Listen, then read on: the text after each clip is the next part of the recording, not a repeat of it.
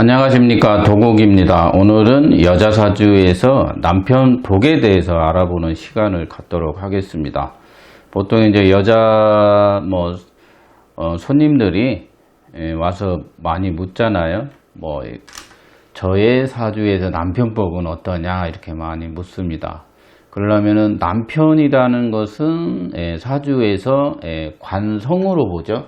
그래서 여자 사주에서 남편은 이 남자라는 이것은 그냥 관성이라고 하죠.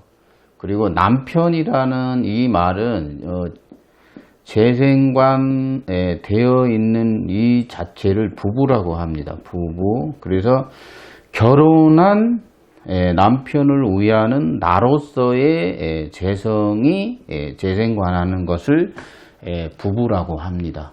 그래서 이제 이때에 식상은 나를 키워주고 나를 시집 보내준 부모님이 되는 거죠. 그래서 친정 부모가 되는 거죠. 그래서 재성이 관성을 생하는 모양은 부부관계, 그리고 식상이 재성을 생해서 관성까지 이렇게 생생이라고 하죠. 이렇게 되면 사이사랑이 지대하다 이렇게 됩니다.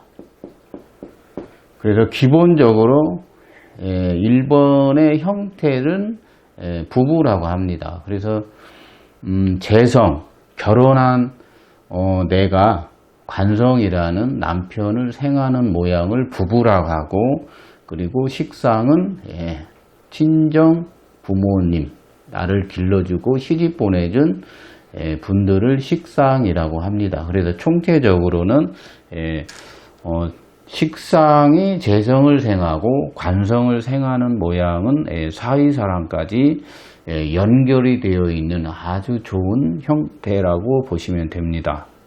두 번째는 비겁이 재성을 극합니다. 그러니까 남편을 위하는 재성이 비겁이 재성을 극합니다. 그래서 이걸 이제 육신적인 용어는 이제 쟁제라고 합니다. 쟁제. 그래서 재성이 극을 당하면 남편을 위하는 부인으로서의 역할이 잘 안 됩니다. 그래서 이제 이런 운이 오면 더 심하겠죠. 그래서 신앙한 경우에는 이렇게 일을 하러, 맞벌이를 하러 나가는 경우라고 하고, 신약을 하게 된 경우에 비겁이 재성을 극하는 모양은 약간 이제 일보다는 가출, 밖으로 나가는 모양을 가진 형상을 말합니다. 세 번째는 관성과 인성, 재성이 관성을 생하고 관성은 인성을 생하는 모양이 있는데, 저 3번이 매우 중요합니다. 그래서 관성이 인성을 생하느냐, 거기에서 자기 사주에 인성이 있어야 됩니다. 여자들은. 그래서 자신이 도리에 맞는 행동을 합니다. 그래서 관이 보고 인정해 가지고 선택하는 것을, 관인상생을 남자의 사랑을 받는 경우를 말합니다. 남자의 사랑을 받다. 중요합니다. 그래서 남편이 나를 사랑해주는 모양은 재성이 연결이 되어 있어야 됩니다. 남자의 사랑하고, 이건 연인의 사랑이라고 많이 표현을 합니다. 그래서 재성이 관성을 생하면 이것은 남편의 사랑을 받게 되는 모양을 말합니다. 그래서 재생관되어 있고 관성이 인성을 생하는 모양이 남편의 사랑이라고 합니다. 그리고 재생관 받지 않은 관성 인성을 남자의 사랑이라고 보시면 됩니다.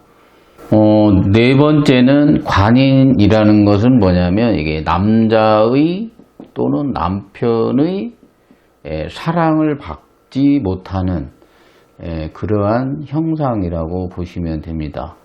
그리고 인성이 일간을 생하야지만이 뭐 누가 사랑을 하면 알아차린다고 하죠. 일명 뭐 필이 온다 이렇게 표현을 합니다. 그래서 여자는 인성이라는 것은 받는다, 뭐 준다라는 의미가 있습니다. 그래서 인성이 사주에 있어야 됩니다. 그래서 인성이 있으면은 받은 것과 같습니다. 그래서 인성이 없으면 꼭 뭐냐면 원수가 있죠. 자기는 준 거는 있는데 받는 것이 없기 때문에 헌신적으로 누군가 위하긴 하였지만 사랑을 받을 수 없는, 나중에는 버림을 받았다고 하거나 배신을 당했다 이런 말들이 이제 나오는 것입니다. 그래서 오늘은 사주를 하나 허락을 맡은 사주입니다. 그래서 뭐 가끔 저희 공부할 때 샘플 사주로 많이 나오고 제사도죠. 공부할 때 샘플 사주로 많이 나옵니다. 그래서 오늘은 샘플 사주를 가지고 여기에 대한 것, 그리고 사주를 풀을 때는 음양오행을 가미하고 육신과 생화극재, 그리고 격국과 물상론, 그리고 원령도, 그 외에 뭐 신살포태론도 있습니다. 그래서 이런 사주를 푸는 데 있어서 이거는 이제 약간 이제 정통에 가까운 것들이고, 이것은 약간 이제 변형되어 있는 모양이죠. 그래서 사주는 이론에 맞게 풀게 되면 다 맞게 되어 있습니다. 그래서 오늘은 사주 예시를 가지고 설명을 드리도록 하겠습니다. 사주는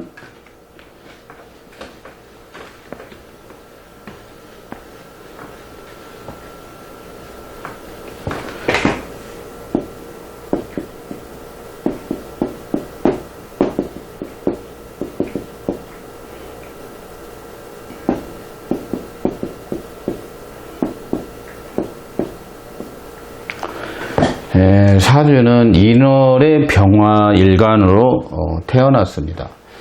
병화라는 것은 만물의 태양이죠. 그래서 전체를 만족시켜야 하는 그런 약간 스트레스성도 있습니다. 그래서 음양오행으로 먼저 사주를 보고 인월의 병화입니다. 그래서 음양으로는 추나에는 계수병화가 있어야 된다고 그랬죠. 그래서 이걸 이제 수화기제라는 주역적 용어로 말을 하는 경우도 있습니다. 이게 반대면 화수미제라고 하고, 그래서 계수병화가 사주에 이제 축중계수가 약하게 있습니다. 그러면 이게 이제 준비와 활용이라고 하는 건데, 활용 성향이 큽니다. 병화가 드러나 있고 계수는 암장에 있습니다. 그래서 준비 성향보다는 활용을 많이 하는 그런 사주로 되어 있고, 그리고 목이 어느 정도 잘 크지 못하는 형국에 어느 정도 옵니다. 이것을 목을 이제 잘라야 되는 이제 상황이 벌어집니다. 그래서 금극목으로 하진 않습니다. 금이 사주에 없기 때문에 안 하고, 그래서 일단 목을 태워 죽입니다. 그래서 이제 가장 뛰어난 기술력을 갖습니다. 뛰어난 기술력을 갖는다. 근데 금극목보다 더 좋은 기술은 만물을 태워 죽이는 기술이 가장 좋습니다. 현재 기술적인 것을 사용하고 있습니다. 그리고 육신으로 가보면 인간관계죠. 그러면 이게 부부라는 재생관이 사주에 있어야 됩니다. 재생관이 사주에는 안 되어 있습니다. 드러나 있는 재가 없기 때문에 재생관은 안 되어 있는 걸로 봅니다. 그러면 부부 관계성이 45세 정도 되면 근데 이것이 없어집니다. 보통 이제 처음에는 재생관이 안 돼도 결혼을 합니다. 그러나 이제 40 이후부터 뭔가 삐걱거리기 시작하면서 이때쯤 되면 이혼의 길로 들어서게 됩니다. 그래서 45세쯤에는 부부의 인연이 멀어지는 그러한 특징을 가지고 있고, 식상은 왕합니다. 이렇게 토들, 그리고 이제 재나 관이 연결이 안 되니까 사위사랑도 없겠죠. 사위사랑도 없다. 그런 식으로 구성이 되어 있습니다. 그리고 남편의 사랑을 받으려면은 재생관인이 되어집니다. 그러면 관성과 인성이라는 남자의 사랑이라는 것이 그것도 약하고 재생관이 안 되어 있습니다. 그래서 남편의 사랑도 구성이 안 되어 있는 형태로 되어 있습니다. 그래서 인성이 일관을 생하는 모양은 되어 있습니다. 자기가 누군가가 나를 사랑하는 것에 대해서 그리워하거나 그런 형태를 가지고 있습니다. 나중에는 이제 뭐 이런 거는 이제 간여지동의 부부 단절살이라고 있죠. 그래서 이제 보통 뭐 병호갑인 나이 먹으면 그러죠. 통변 용어이긴 한데 뭐 부부끼리 30분 이상 대화하지 마라. 그러면 아이고 내가 말해요 남편하고 5분도 얘기하기 싫다고 이런 소리 많이 하죠. 그래서 사주는 구성이 전혀 안 되어 있습니다. 그래서 남편 이야기 하기는 미안한 사주다 이렇게 보시면 되고, 생화극제로 보면은 육신으로 봤을 때 월령이 편인입니다. 옛날에는 요거는 뭐 이렇게 정인격이라고 자꾸 하는 경우는 안 됩니다. 이것은 인월의 간목 얘기하는 겁니다. 을목은 가족 사람들 이야기하는 거죠. 사람들 이야기하는 거. 이게 집안에는 을목이라는 이제 정인으로 공무원 집안이라는 거죠.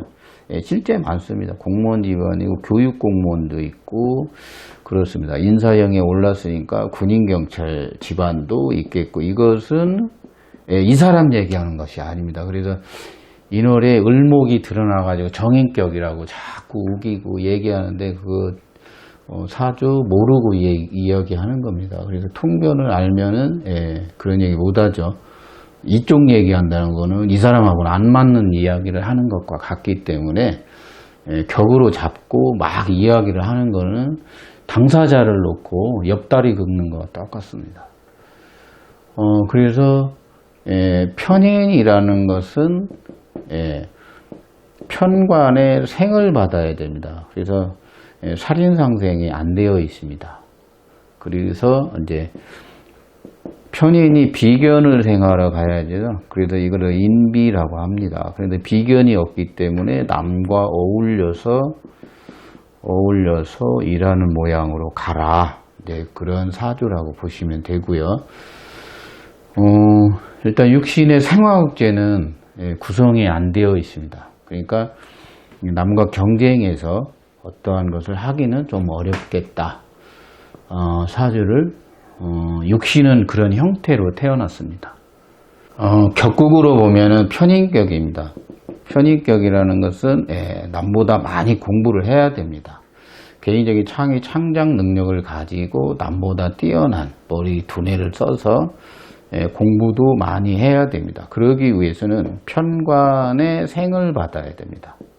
이것이 격국에서는 상신이 되고 비견이 있어야 된다. 격을 지키는 격이라는 구신이 사주에 있어야 되는데 상신이 사주에 없습니다. 그리고 직업 능력을 크게 만들지 않았기 때문에 격이 급수가 없죠.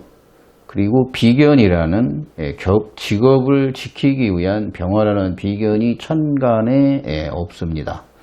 그래서 직업 불안정에도 걸려 있습니다. 직업 불안정. 그래서 이제 쥐나 이런 것은 사주 구성으로 안 되어 있고 상신이 없습니다. 그래서 가격이 싼 인물이 되었다. 그러면 그러죠. 이런 사주들은 이렇게 싹 보고 남편 이야기 자꾸 남자 이야기 자꾸 물으면 대답을 할 수 없죠. 몰라서 대답을 못하는 것이 아니라 사주 구성이 이렇게 되어 있기 때문에 말을 못하는 겁니다. 그래서 사주를 이게 거짓말하는 경우도 있죠. 조금 상처받을까봐.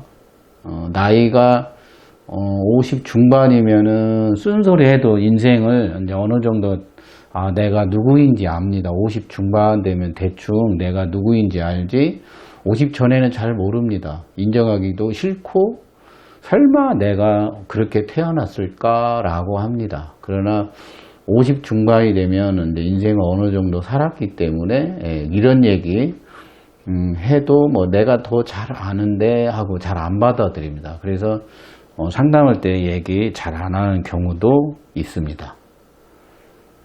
그래서 저는 어떤 식으로 살아가야 됩니까 하면은 방법론 제시라고 합니다. 그래서 방법론을 제시하는 관법인 물상론과 원령도를 가미해서 사주를 이제 어떻게 살아가야 되는가, 무엇을 하면 안 되고 무엇을 하면 망하는가, 이런 것들을 알아야 됩니다. 그래서 사주는 드러나 있는 것은 재물이 없습니다. 그러면 남편의 복은 없더라도 재물적으로는 또 드러나 있는 건 없지만 무엇을 해서 돈을 벌어야 할까라고 묻습니다. 그래서 이제 보통 살아가는 방법에 대해서 제시를 많이 하는 것이 상담가로서 해야 될 일이고 명리학자로서도 당연히 해야 될 일이라고 생각을 합니다. 그래서 물상론으로 보면은 이렇게 사유축이라는 금국이죠. 이게 재물이 됩니다. 재물이 되기 때문에 이게 여자사주인 병화인 이 화를 다 여자라고 합니다. 그래서 여자에서 연결되어 있는 재물이기 때문에 여자 상대를 해야 됩니다. 그래서 여자 상대라고 하고 병화라고 해서 동쪽에 태양 뜬 걸 일본이라고 합니다. 근데 옛날에는 을목이 일본이에요, 진토가 일본이에요, 막 이렇게 말했던 사람이 병화라고 나중에 고칩니다. 근데 인터넷에는 아직도 이게 돌아다닙니다. 그래서 목이 일본이라고 동쪽에 있다고 그래가지고 어떤 사람은 그러죠. 이렇게 얘기하는 사람들은 아직 사주 모른다고 하면서 자기가 맞다고 합니다. 이게 안 맞는 겁니다. 그분이 고쳐버렸습니다. 그래서 그분이 고친 것은 옛날 거 자꾸 얘기하시면 안 되고 고친 걸로 해야 됩니다. 그래서 일본 상대, 이분이 일본 상대도 했었습니다. 그래서 돈도 많이 벌었고 여자 상대로 해서 돈도 많이 벌었습니다. 그래서 토에서 돈이 옵니다. 그리고 사유축이라는 건 입이라고도 하죠. 먹는 것도 해서 돈을 벌었고, 그리고 이 축토라는 것입니다. 토가 뭐 부동산, 땅, 피부 마사지, 반영고, 네일아트, 뭐 이런 것들을 전부 토라고 합니다. 이런 것도 해서 돈을 많이 벌었습니다. 그래서 무엇을 해서 돈을 벌어야 되는가? 근데 돈을 버는 거하고 또 모아지는 거는 또 다릅니다. 근데 재물은 잘 안 모아집니다. 그래서 인왕하기 때문에 문서 형태로 재산을 갖는 것이 좋습니다. 그래서 돈을 벌면은 문서를 사야 됩니다. 뭐 땅을 사거나 이렇게 땅에도 돈이 되기 때문에 뭐 집이나 땅이나 다 이렇게 돈이 되는 사주입니다.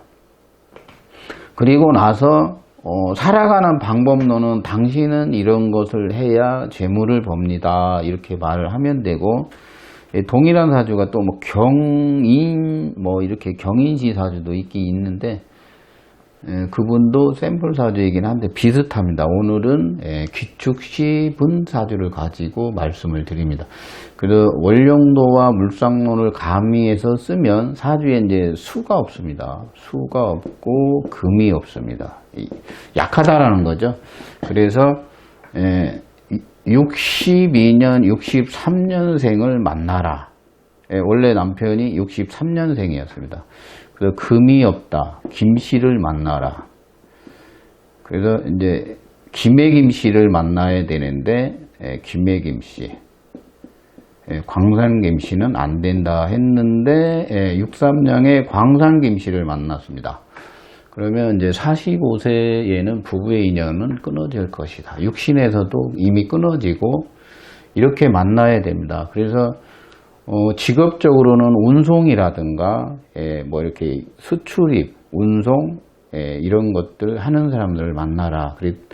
그랬는데 이런 분들을 만났습니다. 직업적으로. 그래서 이 사주는 병화를 제어할 수 없기 때문에 원령도로 보면은 전라도에서는 살면 안 됩니다. 그래서 전라도 사람이긴 한데 전라도를 떠났죠. 그래서 부모가 전라도에 있지만 자주 가지 못하는 현상도 벌어집니다.